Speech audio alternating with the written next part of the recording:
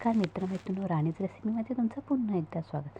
चला तर कधीतरी आपल्याकडे भरपूर साऱ्या भाज्या असतात, मग थोड्या थोड्या प्रमाणात असेल, मग अशा वेळी त्या सगळ्या भाज्यांचे पीसेस करायचे.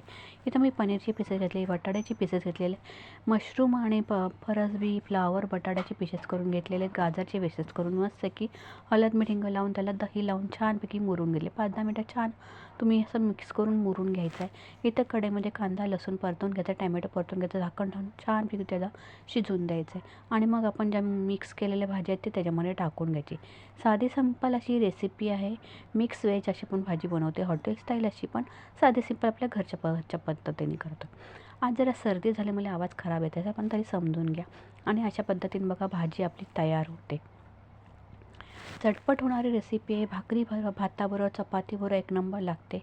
खूप सुंदर होते भाजी, नक्कीच करून बघा.